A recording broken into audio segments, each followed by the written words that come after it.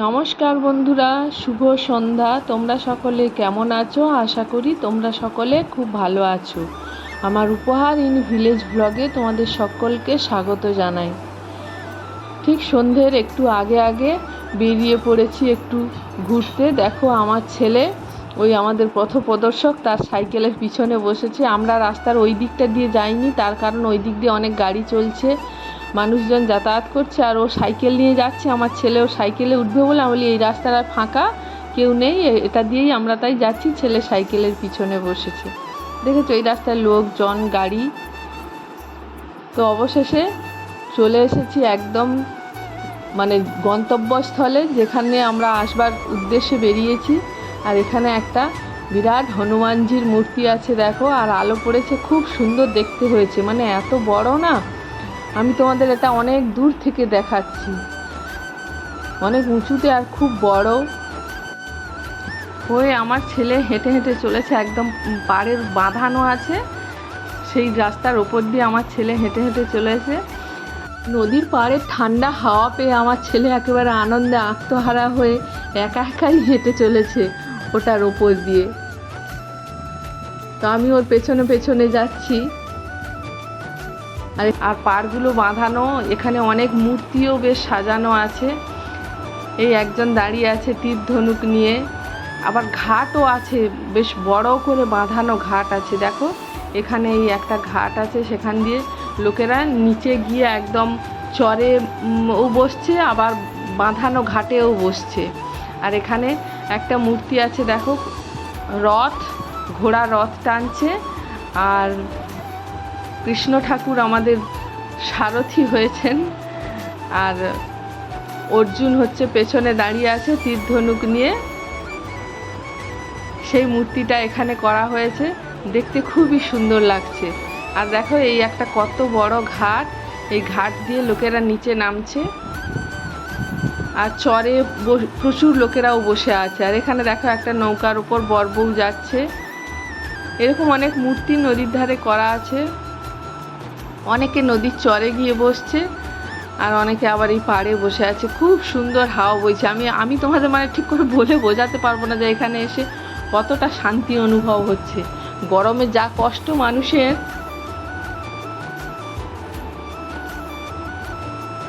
আর সমুদ্রের ওপারের দ্বীপের ওই আলো দেখা যাচ্ছে। কিছু আবার জাহাজও আছে, এখন তো সন্ধে হয়ে গিয়েছে, আমি তোমাদের ঠিক দেখাতে পারছি না। ওই মাঝের দিকে ওগুলো জাহাজের আলো জ্বলছে, আর ওপারে ওই আলোগুলো ওপারের দ্বীপে আলো জ্বলছে। আর নদীর চরে কত মানুষ বসে আছে দেখো। এখানে একটা মূর্তি, এটাও বর বউ বসে আছে। এরকম অনেক মূর্তিও সাজানো আছে এখানে। তো আজকে সন্ধ্যায় আমরা বেরিয়ে পড়েছি একটুখানি বেড়াতে। তো এত সুন্দর একটা জায়গায় আসবো ভাবতে পারিনি, খুব ভালো লাগছে। আর এখানে দেখো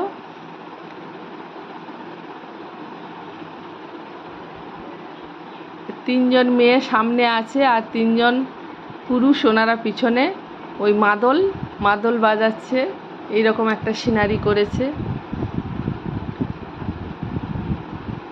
আর এখানে দইওয়ালা দই নিয়ে যাচ্ছে, এরকম একটা সিনারি করা আছে। আর নদীর ধারে আলোয় আলো ভর্তি একেবারে, খুব সুন্দর। আমরা আর একটা ঘাটের কাছে চলে এসেছি। দুটো ঘাট বাঁধানো আছে এখানে। এই ঘাটটা যেন আরও বড় মনে হয়।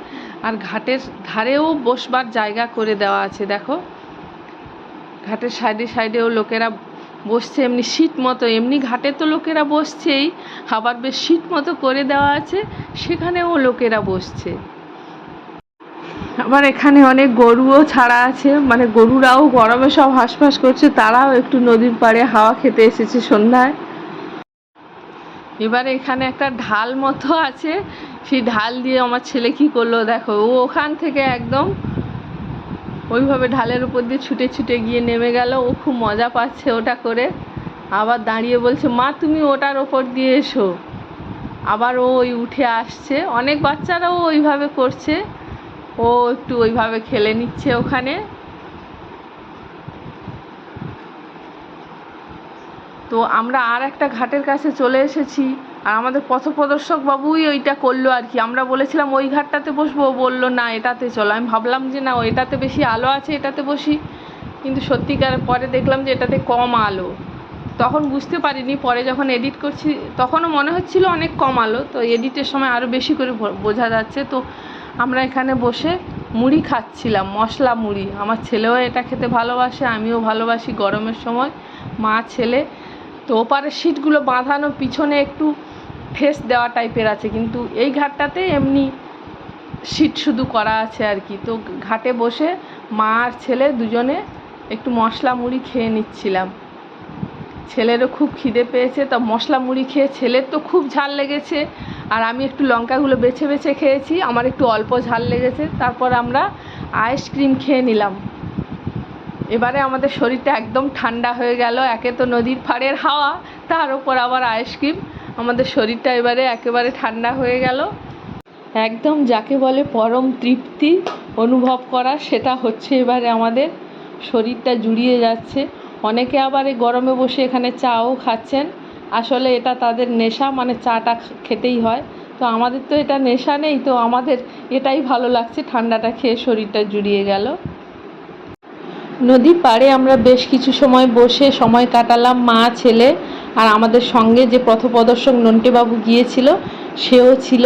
আর আমার মামিমা আসতে পারে না, কারণ ওনাকে হসপিটালে তো প্রতিদিন যেতে হয়, সেটা আমি আগের পর্বে বলেছি। তো আমরা ফিরে যাচ্ছি আবার হেঁটে হেঁটে বাড়ির দিকে। আর যাওয়ার পথে এই একটা সিনারি করা আছে, এটা একটু তোমাদের দেখিয়ে দিলাম।